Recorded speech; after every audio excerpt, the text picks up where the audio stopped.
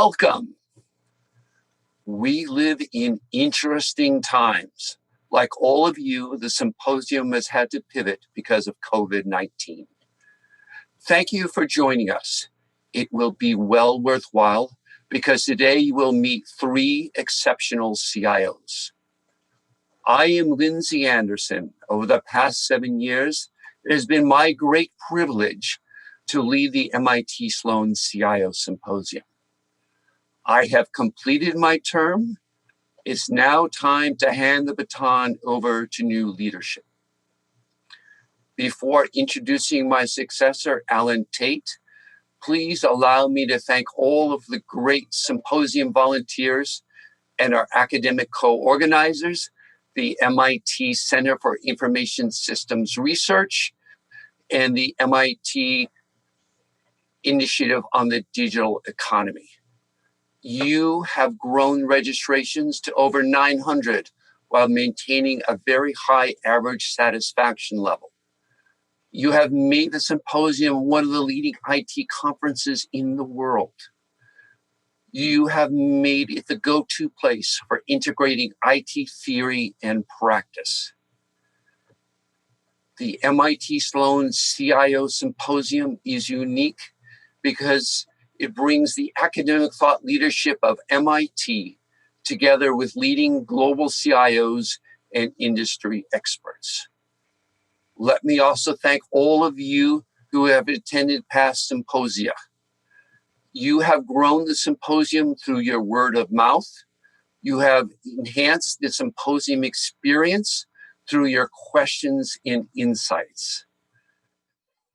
Thanks again for all our volunteers, MIT academics, and attendees for making the symposium a great success.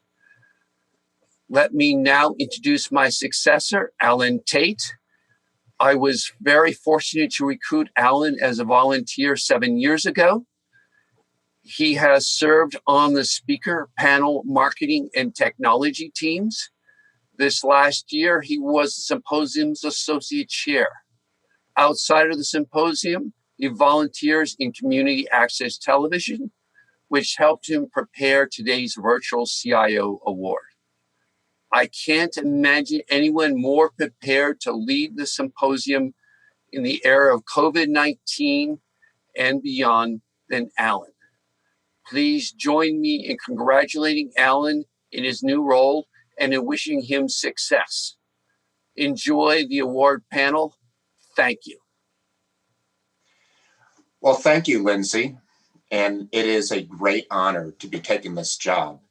And I know that I'm going to have big shoes to fill. But you know what? I'm glad that we met 7 years ago. And I'm looking forward to this challenge. In fact, I'm having some fun. Now, this year would have been the 17th annual symposium, and it is the 13th annual CIO Leadership Award. In person or virtual, we continue the tradition of the MIT Sloan CIO Symposium. Well, many hands make this happen, so I also want to thank some people.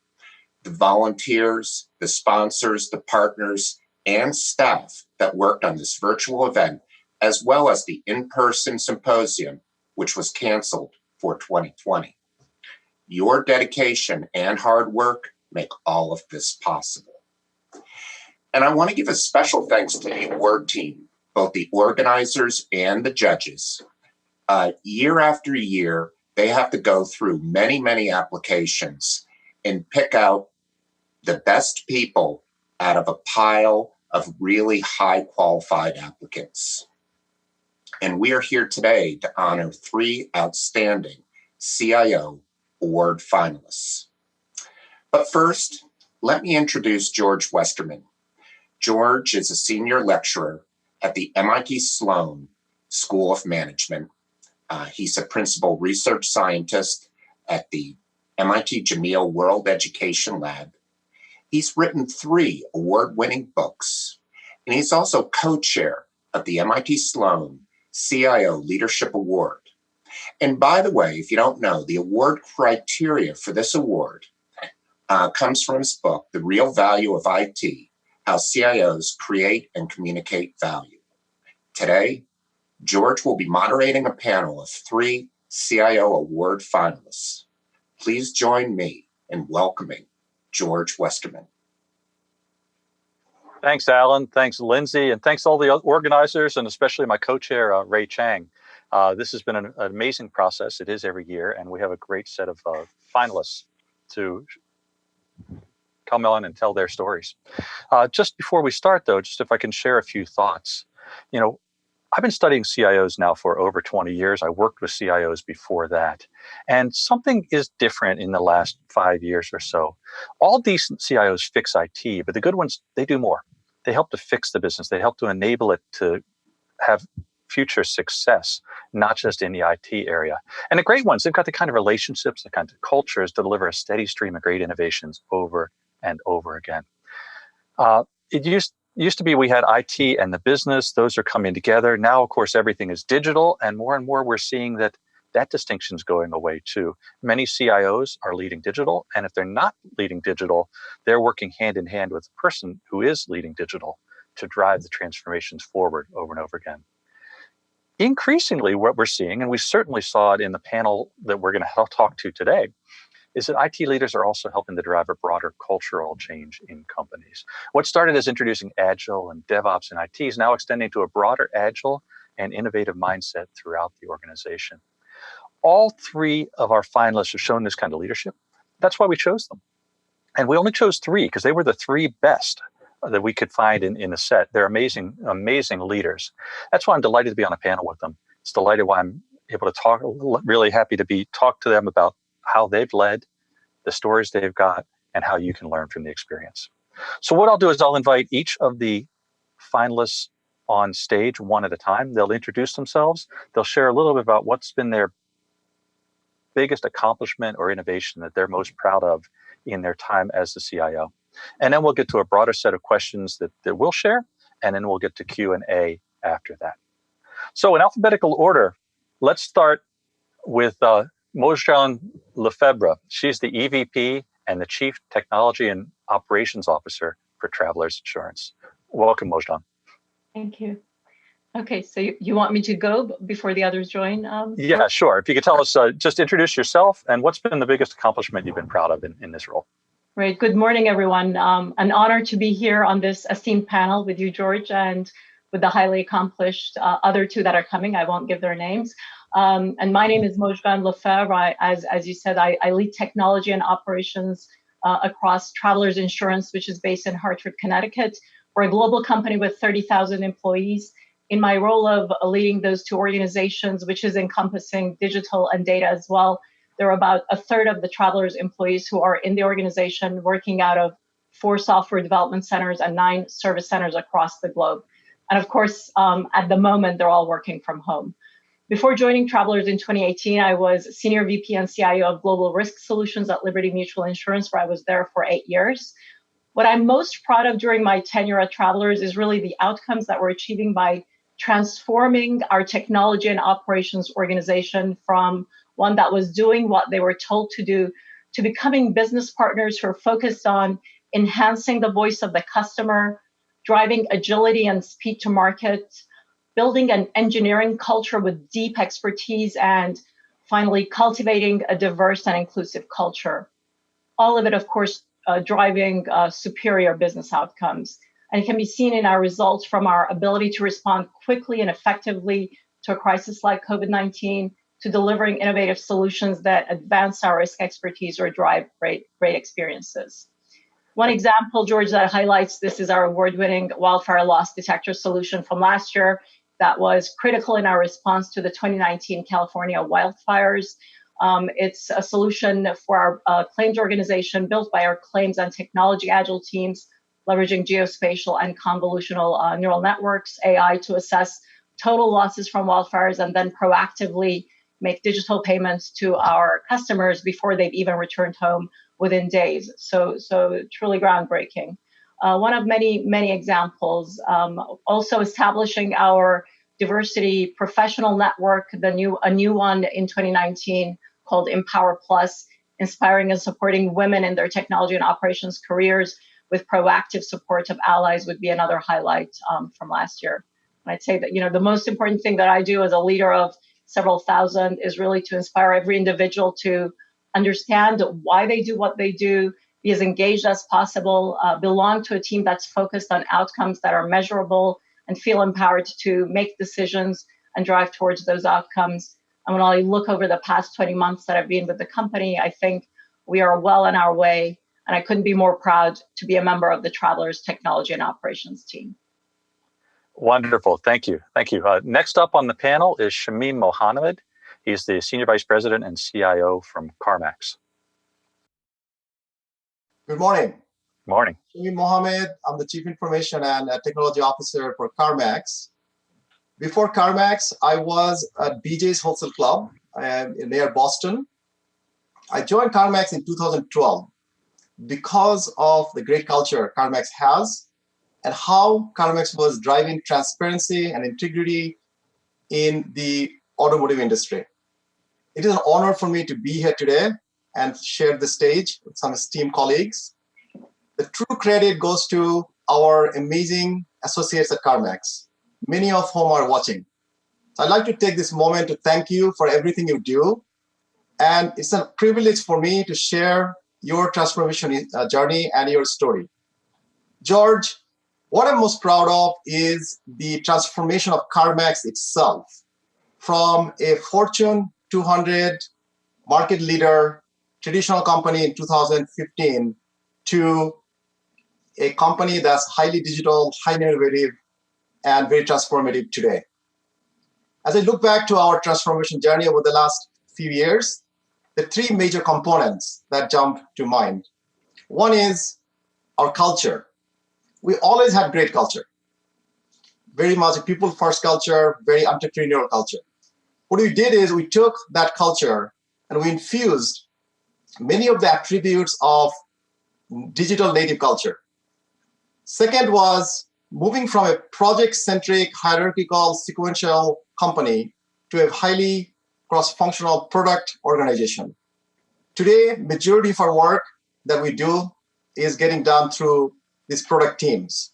They're constantly testing and learning, they're experimenting with the customers, and they're always coming up with solutions that delight the customers. And the third and a critical component was technology. We transform all of our core technologies and build digital platforms so that these product teams actually can test and learn very quickly with the customers and continue to drive the transformation in our industry. What's really exciting for us is that we disrupted our industry 25 years ago. So we're a fairly young company. But then we're doing that disruption again. We're disrupting ourselves in our company for the second time by bringing the digital and the physical experiences together through omni-channel. I'm so glad that we did this we've been working on the transformation for the past few years. Because of that, today, as Moshe said, our companies are now able to respond to this COVID situation much better than most companies. And I'll give you an example. So we had a major, basically nationwide lockdown about 9 weeks ago. I'm very happy to say CarMax is open and operating today, and we're open for business. And it's possible because how our cross-functional teams have been able to work side by side and respond to this rapidly evolving COVID situation that's impacting the whole world. We had to change our business processes. We had to tailor to every location. We have over 200 locations. Every location, every requirement we had to meet and make sure we bring the new technological capability to support our business and also make sure our associates and our customers are safe. So we're able to do that because how we work as a team, how cross-functionally we organize, and how we are more mission-driven. Wonderful. Thank you. And then last but not least, only because he's the end of the alphabet, and I know what that feels like because being a W, I'm always the end of the alphabet. I'd like to introduce Zishan Tariq, who's the Vice President and CIO from Zimmer Biomet. Hello, everyone. Delighted to be with you all today. My name is Zishan Tariq, as George just introduced me, and I have had the privilege of serving as the Chief Information Officer for for Zimmer Biomet for the last 4 years. Before joining Zimmer Biomet, I've been fortunate enough to be part of the healthcare industry for over 22 years. And prior to that, I spent time in management and systems consulting. What I'm most proud of, I'm incredibly proud of our team and our many accomplishments, which have undoubtedly made the entire organization more efficient, effective, and competitive. But what I'm most proud of is how IT has transitioned from being a function that was perhaps, if you may, was viewed as a necessary evil or a cost pool to now being considered a trusted partner, a partner that is not only essential for enabling organizational strategy, but also for creating market differentiation and potential market disruption. Thank you. I'm looking forward to the discussion. Great, thank you. So if we can have all three panelists back, what we'll do is we'll do just some questions among us, some discussions among us, and then we'll open up for the question and answer after that. And so please feel free to put your questions into the question panel, and then we'll go through them as we get the opportunity later. So why don't we start with the question that everybody's facing right now, and certainly, you mentioned it, which is this idea of COVID, right? It's caused every company to have to adjust. But what was your role of IT in helping to make the company manage through the crisis and help them set up for the recovery? Why don't we start with Moshe, and then others can join in there. Yeah, thank you, George. So yeah, I mean, it's what we're all facing, every single one of us, anywhere in the globe today. And the role of the technology and operations organization was not only the role that every technology organization in any company has, but we also have responsibility for what we call business resiliency, which is encompassing of crisis management, business continuity, and of course, disaster recovery. And so really leading responsibility for making sure that we are set up and prepared for any crisis, COVID-19 obviously being a global pandemic. And we have led the organization to go from being an organization that, of course, has many offices around the globe to being fully online with almost 100% working remotely. And we did that within less than 10 days, ensuring that everything that we needed from an infrastructure perspective and all of the productivity tools that were necessary were available. The reason we were able to do that was we had taken the time over the previous 6 months to actually adjust and update, luckily, all of our business continuity, our 400 plus mission critical processes, leveraging all of the digital tools that we had built across the entire value chain, which have certainly come in quite handy. And on a daily basis, we have anywhere up to 30,000 virtual private network connections and over 100,000 Skype meetings that the teams do, and we measure that on a daily basis. Starting on March 16th, when we went fully digital and fully work from home, we actually started having daily calls with the executive team, including our CEO. And again, one of the leaders on my team leads those discussions, and those have been going on again through today.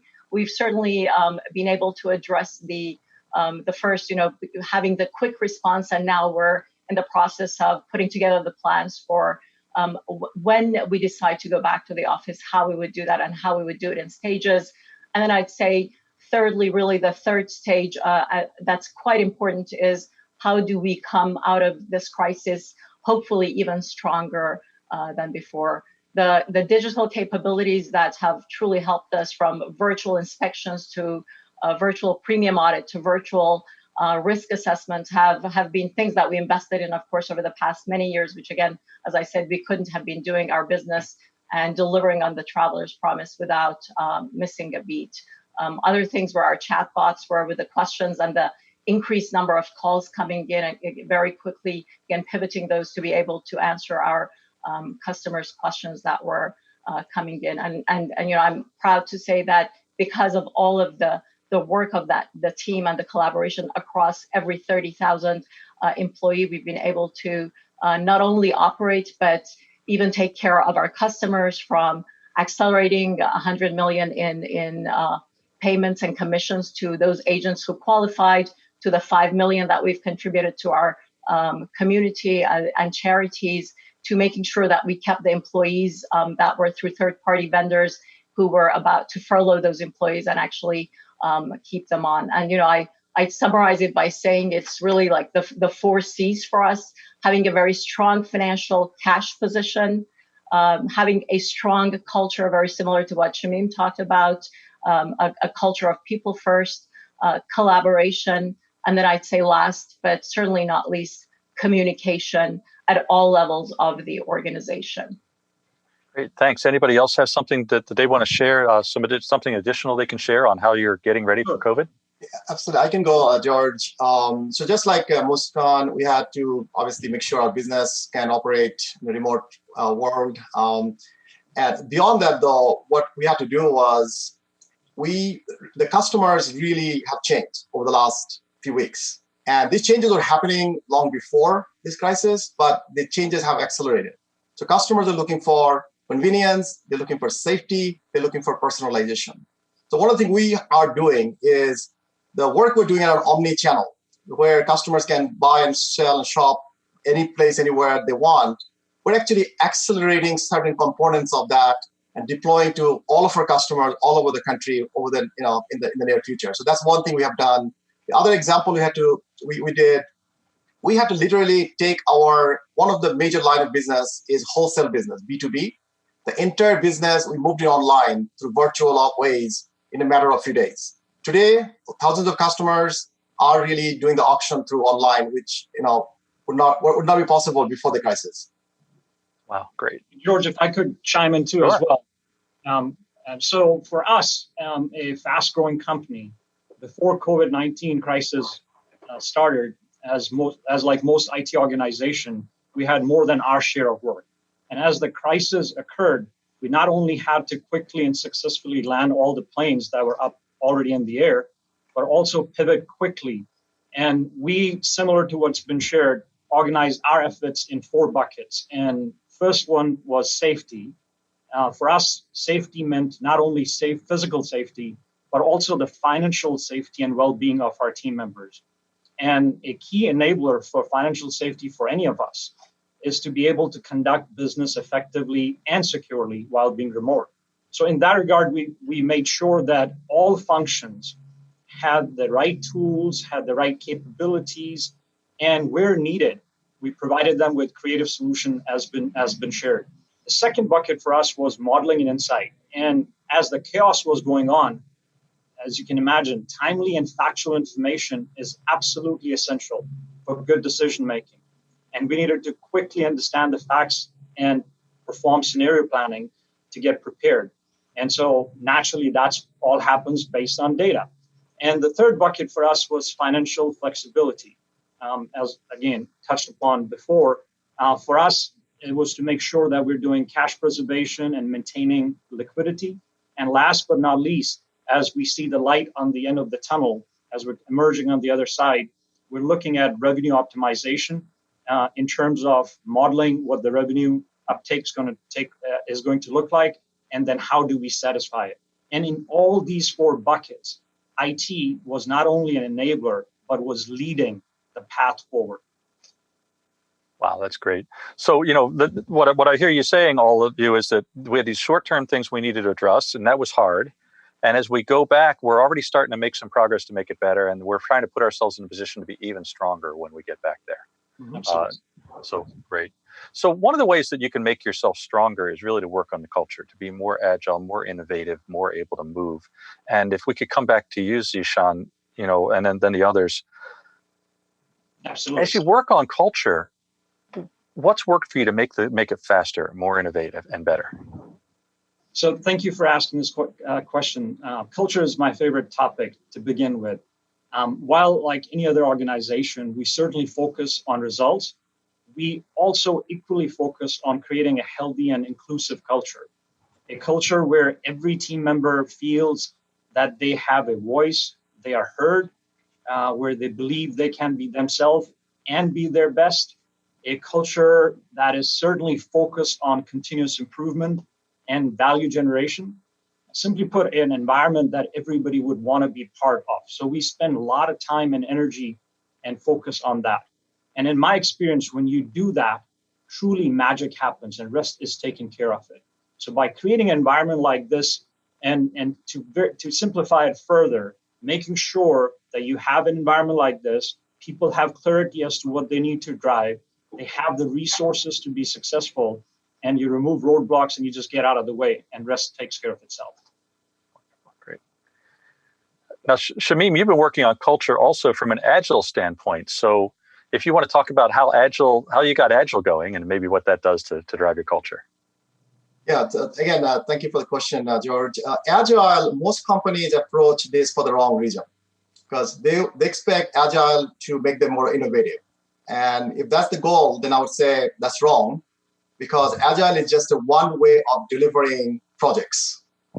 It's not going to make a company innovative. So our approach was really look at the culture. How do we transform the culture of our company so that we can be more innovative? So we already have a lot of great elements of a great culture: teamwork, collaboration, passion for driving great customer experience, all of those things. What we did is we infused some of the attributes of digital native company culture. So to make our company innovative, we actually transform ourselves from a project-based, hierarchical, sequential company to a product organization. And these product teams are highly cross-functional. They test and learn with the customers, and they use data to make sure those experiments are yielding the right results. They have open houses. They share openly what they learned, what mistakes they made, and how they're tracking to the goals. They have shared goals, and those goals are jointly, they're supporting the overall company's objective as well. So by doing that, actually, we're encouraging this innovative culture and empowering this team to really go after these solutions and experiments on their own. So we tell them what, and they figure out how. So they have tremendous amount of flexibility in terms of the various experiments. So that's how actually we change the culture for a company. But I'd say it really was built on the great, awesome culture we already had, and not abandoning it. I love that idea. Tell them what, but not how. We certainly in the digital transformation research, we talk about the vision being clear enough to set direction, but open enough that people can fill in the details. And then you also have to build up the processes and the other steps to make that work. So that's great. One of the things, as we talk about these elements, and please anybody jump in here, measurement, right? Measurement can sometimes slow you down, but other times it can really help you drive forward. How has the idea of measurement changed as IT is becoming more agile, as the cultures are starting to change? So that I'd say that would be one of the kind of key changes for our pivot on agile. Our technology teams had been doing agile and safe methodologies for a long time, and we're now calling it from doing agile to being agile, and really making sure that the voice of the customer and the business outcomes with very specific KPIs becomes part of the measurement of the entire team. It's not that you're measuring, some of the business folks who are on the team by one series of KPIs and then the technology folks by another, but actually saying the outcome of the entire team is measured by the same KPIs, and everyone on that team is measured by those. And so if I look at how measurements have changed over time, I'd say the regular measurements that are about running a good IT organization remain. Those don't necessarily go away, but again, driving towards things like what's the impact on your net promoter score? How do you define that through KPIs that can then be driven down from the larger teams to each individual team, so that the individual team is focused on that outcome, but then, as said before, the how they achieve the outcome can take into impact into from the perspective of the customer and the ideas that each of the team members have, and the team feels empowered that they can make decisions and they've got all of the autonomy within the team to make those changes and those decisions driving towards those outcomes. So I'd say business outcome KPIs have become a big part of what we're measuring through the agile transformation that we're doing. And I would agree, because in our company, we have this mantra: outcome over output. So if you think about traditional measurements, teams are rewarded for completing a project and getting certain, completing something. But here we're focusing more on business outcome goals, and we measure them through OKRs for the teams, just like travelers. Also, the teams actually are sharing their measurement openly, right? That's a lot of transparency into the work the teams are doing, and this gives the team a lot of credibility. Also, it empowers them, and it gives them a lot of accountability through that process. Wow. So, one of the things that we heard years ago was the idea that we all wanted to have the culture of the digital leaders, right? We all want to have the culture of Amazon or Google or you name it, right? Spotify, whatever. And my research concluded, and we have an article last year, we'll have a panel on it later this year, that you don't want to have that culture. You want to have digital enough. What do you think about that? What is too far for what you're trying to push in an organization? I'll take that. I'll take a crack at it. So from my vantage point, I think you're right that certainly we can learn from, while you can learn from each other, you shouldn't try, in my opinion, mimic somebody else's culture as is, because there's so many things that are unique about each organization. If you take a look at our industry, our business, Zimmer Biomet is the largest medical device company in orthopedics. And the entire purpose that we stand or exist for is to improve the quality of life of individuals. Now, to me, that's a very compelling mission. And I would rather build our culture around that and any and all enablement and capabilities circling around that mission than copy somebody else like Google or something else. I would agree. I think, if you look at CarMax, we started our business with a mission of transforming the industry, right? Bringing transparency, honesty. And we built quite an amazing company over the last 20-some years. So what we didn't want to do is give up everything that made us great. So what we wanted to do is augment what made us great and still adopt a lot of the wonderful qualities of the digital native companies, right? The test and learn, rapid decision making, flat organization, the product orientation. So we adopted all those great elements that made those digital companies like Google, Amazon successful, but married it with what we already had. And we had something very precious. So I would recommend looking what made you great, good, and use the digital capabilities to make it great. Yeah, but I'd say there's nothing wrong with, going out and actually looking at, those digital companies and trying to perhaps fast track some things. And sometimes even looking at other industries that may have done what you haven't done many, many, many years ago. So for us, actually, one of the fastest ways of getting different parts of our business really excited about the whole, Agile is about Agile at scale. It's about the enterprise as a whole. It's an operating model. It's a mindset. It's a culture change. Came from saying, hey, let's go visit some of the larger organizations who've done this.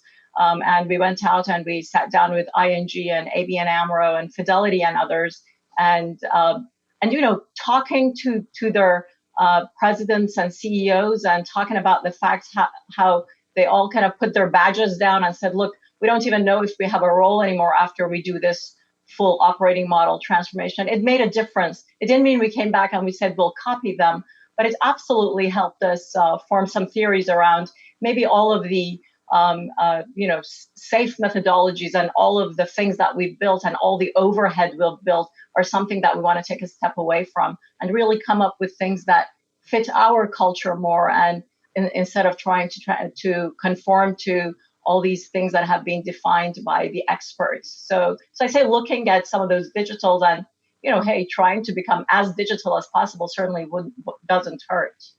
I agree with you.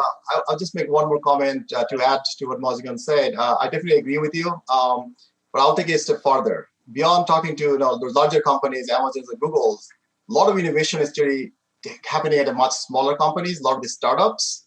So one of the things, for example, at our company we do, so the COO and I, we make frequent trips to the Silicon Valley and we talk to the small startup companies, venture capital firms, and we talk to the CTOs of those companies, because more than the CTOs and those founders, they are so passionate. There's so much energy.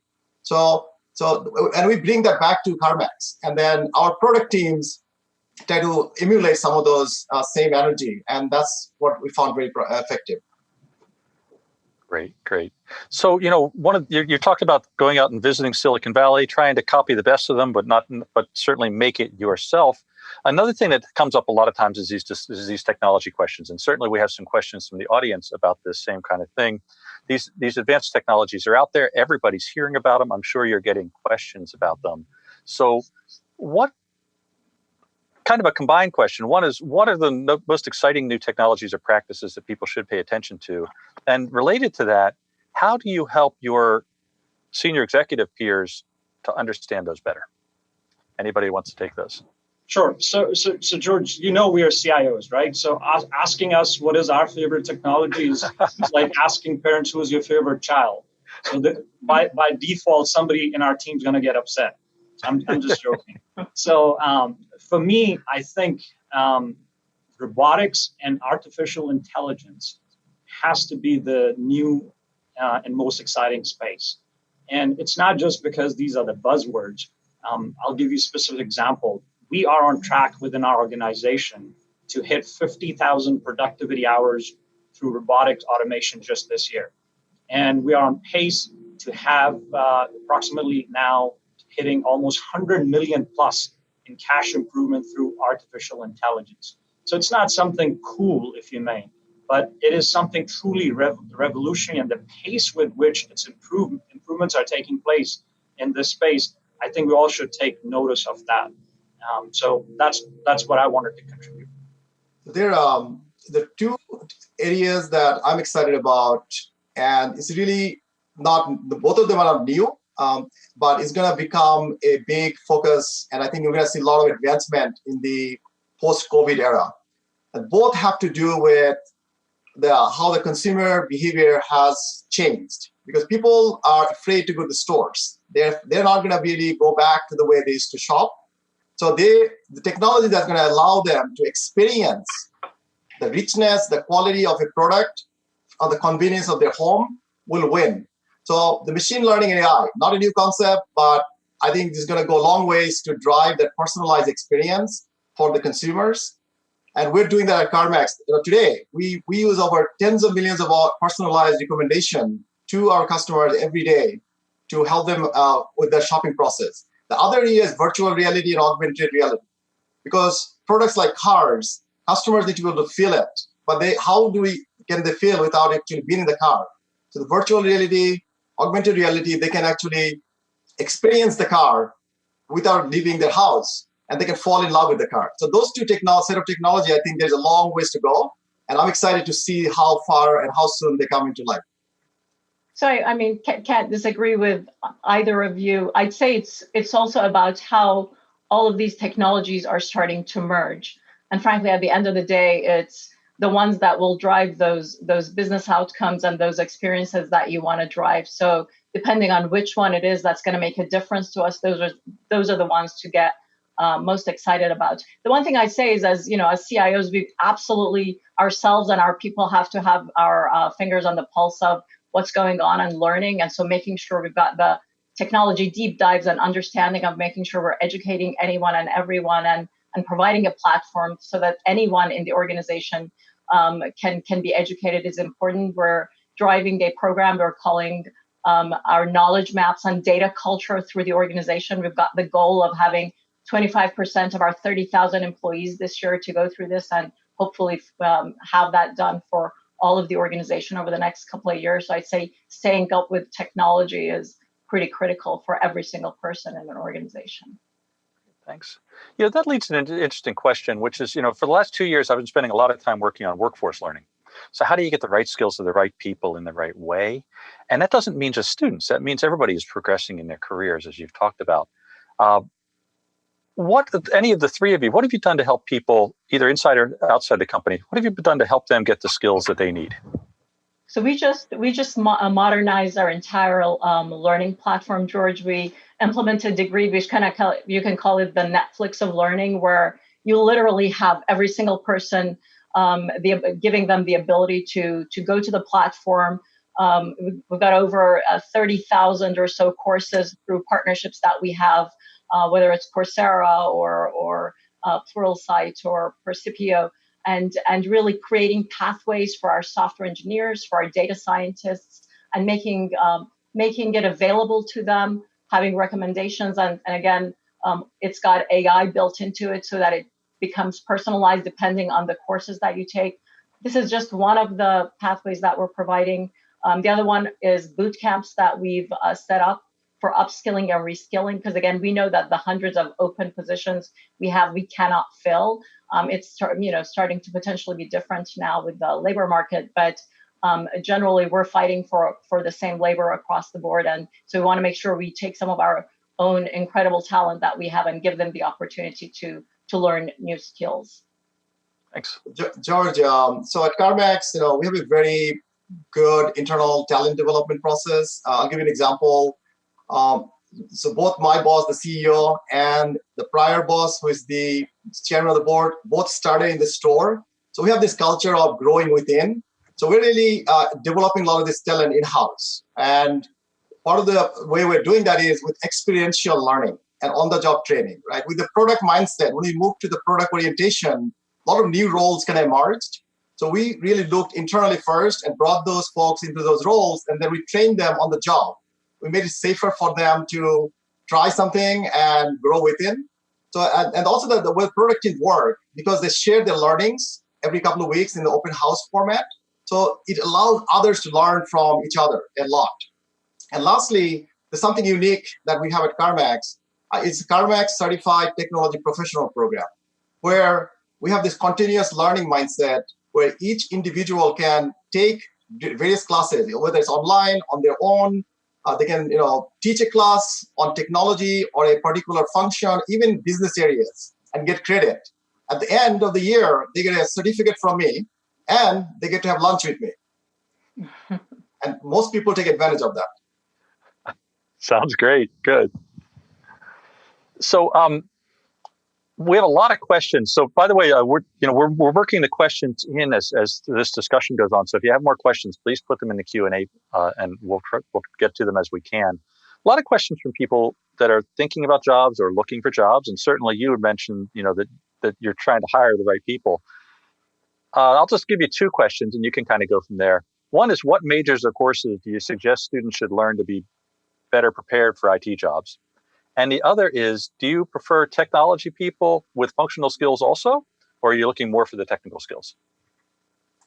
So we just, I had an interview with the Hartford Courant talking about the fact that we've got over 500 open positions, at least, that we're trying to hire. We're open to all of the above. It's really, technology skills for sure, but I always say we're looking for people with potential fit with our culture. So it's really both sides that matter. But again, I would say skills, from if you just know coding, and again, if you think of the boot camps, that's taking people who don't know how to code and teaches them to do that. So we're certainly becoming more and more open to that. And then of course, deep experience as well. Software engineering, data science, cyber. I mean, it's really all of the key roles that everybody's looking for. Those are the ones that we're certainly very interested in, but we've also just given an offer to a mechanical engineer grad who, had hands-on coding development experience. If I could add to that, and I completely agree with what Moshe said, and I'm mostly would simply be echoing. So just to build on that, I think one of the best advice that I was given by professional advice, but came to me through one of my professors, who was an undergrad professor of mine, and he said, "Zishan, just make a habit." And I keep in mind this is a long time ago. He said, "No matter what you're doing, make a habit of every 2 years sticking your head above of what you're doing and look around and see where the world's heading, and make sure you have the right skills and you're prepared for that journey." Now, considering how fast things evolve nowadays, I think that advice still is very prudent, but the pace with which we need to look at is certainly lot more frequent than 2 years. So what I tell my entire organization is the same story, and I also tell them to take a look at where the world's heading. And to Moshe's point, cybersecurity, data, IoT, artificial intelligence, these are certainly the areas where the market is heading and shifting. And a lot of other activities, there's still a lot of other activities that are very pertinent too, but many activities are also becoming commodity. So we need to be mindful of those things. I think I'll just add, again, very well said by both of you. Only thing I would add to that is, in this kind of product kind of orientation, right? So you really need strong product managers. And these product managers are the leaders that are running the small cross-functional product teams. So almost like think of them like a CEO.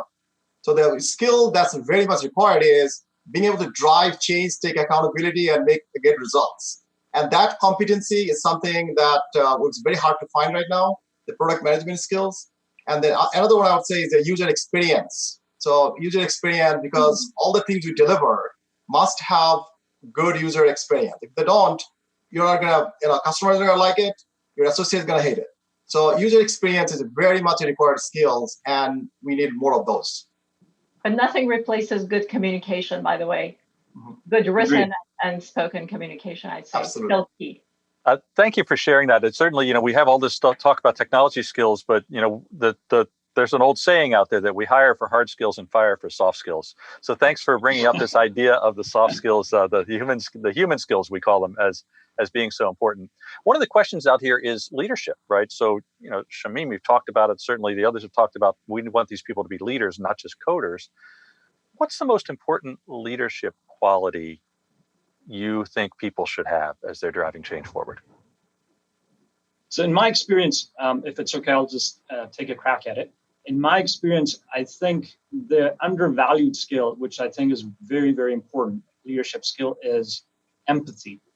You have to understand and appreciate other people's perspective and what they value. And if you understand that, then you can satisfy or come up with an approach to satisfy. I'm surprised how often, especially prevalent in technology, or if you make technical folks, I'm part of it, so hopefully I'm not offending anyone, is that we typically go and focus on what we know and trying to go impress people with, jargon and acronyms and things that we think will impress them. What's lacking in general in this is this empathy and appreciation of what it is and how it is you can add value for somebody else. I'll add, again, I'll probably look at it differently, which is I think leaders need to lead with humility. And it is difficult because leaders used to have all the answers, and they would do the roadmap and say, okay, this is how we want to execute the company or execute the vision. In the digital world, that doesn't work because the workforce that we work with, they don't like to be told how we're gonna get this thing done. So as leaders, we need to set the vision, say, okay, this is what we hope to accomplish, this is what we plan to accomplish, and then we need to have the humility to get out of their way and let them kind of reinvent and figure out a way to get the results, and you'll be amazed what they accomplish when you open that up. But as leaders, though, we have to be very have the humility to be able to do that. I'll say I'll take a different approach and say it's about what has been called radical candor, really giving open, direct feedback.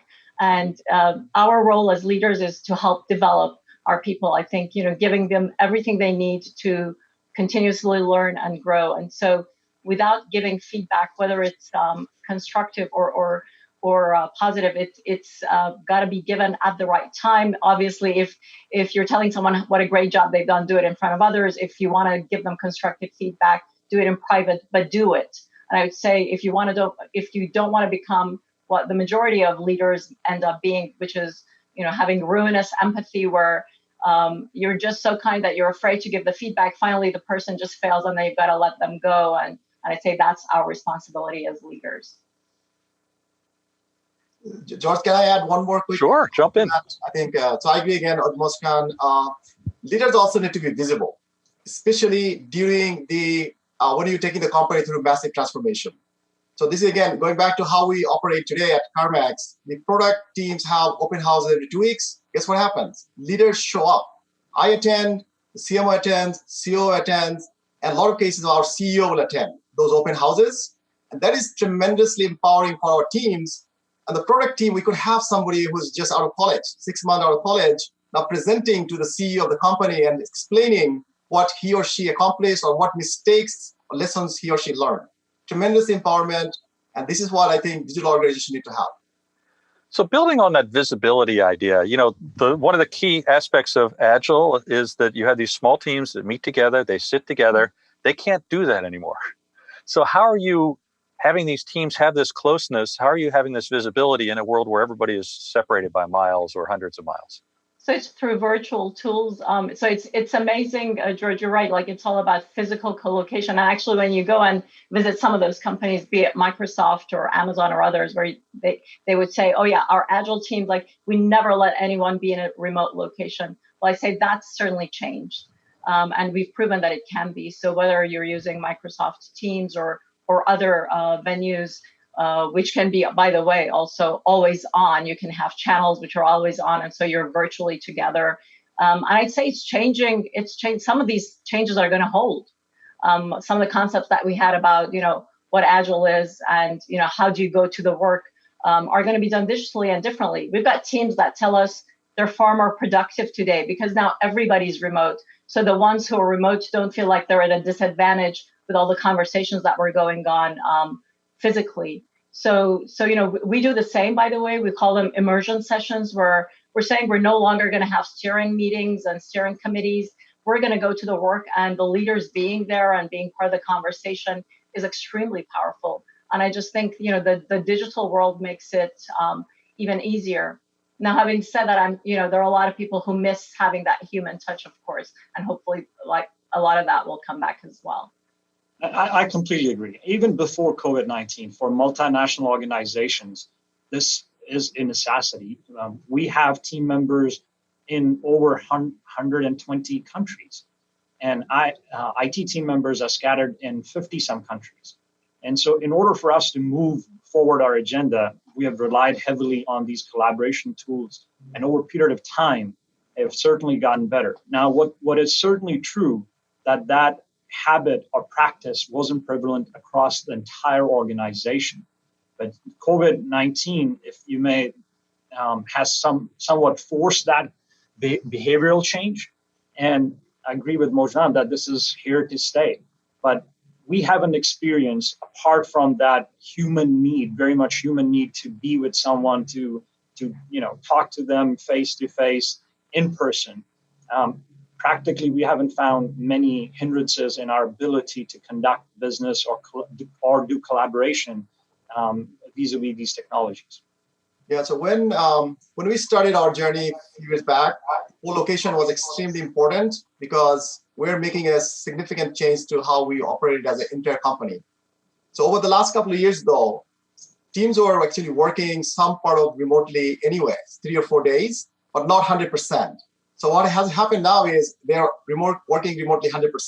So that's the piece we're still to figure out. But overall, they've done a good job in taking from physical to virtual, and it's working well. But we have to still see how long-term, what do we need to make, what adjustment we need to make. Our goal would be probably still bring some folks back to the office, maybe once or twice a week, so that still they can do the brainstorming session, which is really important to be in the same room when they do that.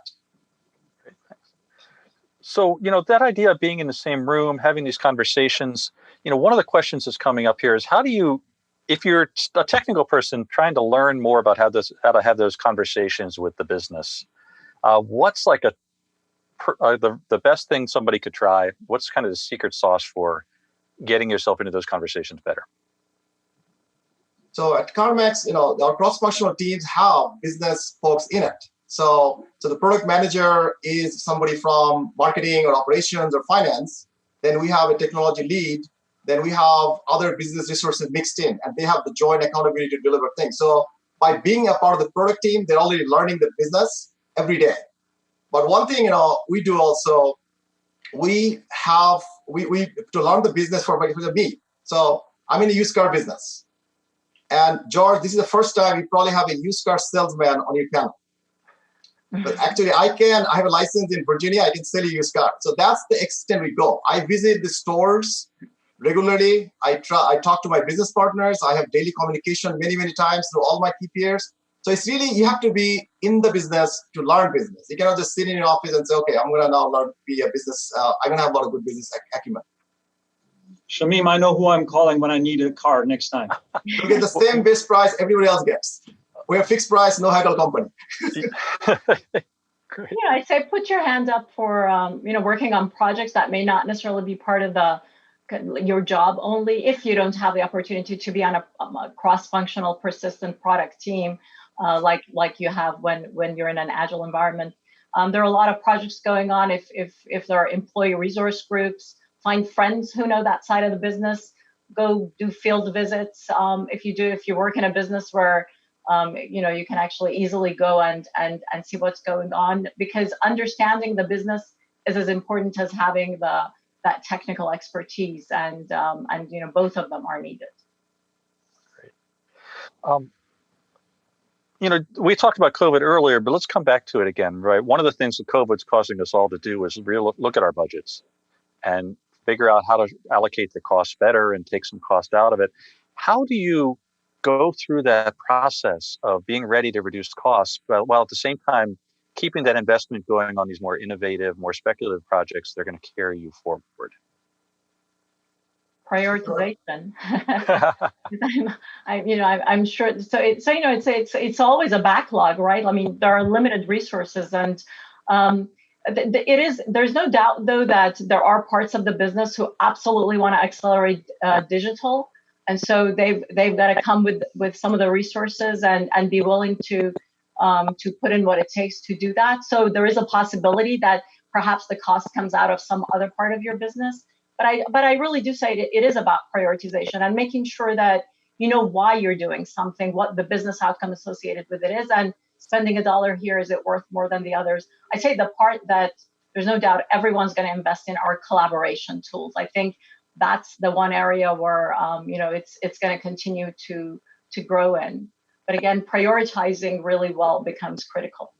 I completely agree. But I personally, Georgia, firmly believe that this is sort of a temporary pause or slow down, if that at all, and that the digitization and investment in technologies is only going to accelerate because of what we have all experienced over the last few months, and in all areas in areas that we weren't even thinking. So we're experiencing this ourselves, but a bit more of a slowdown, but it's very much temporary, and then only going to further accelerate, as I said.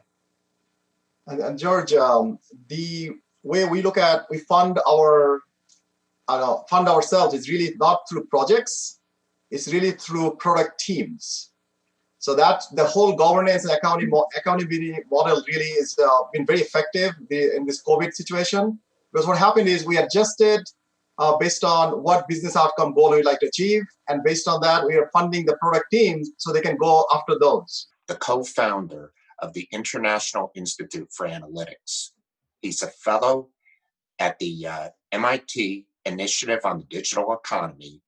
He's a senior advisor to Deloitte Analytics, and he teaches analytics and big data at Babson, Harvard Business School, Harvard School of Public Health, and the MIT Sloan School. And Tom has been a speaker for the symposium before, and honestly, I can't think of anybody better to kick off the digital learning series. So if you want to learn more about the digital learning series, join us on May 27th.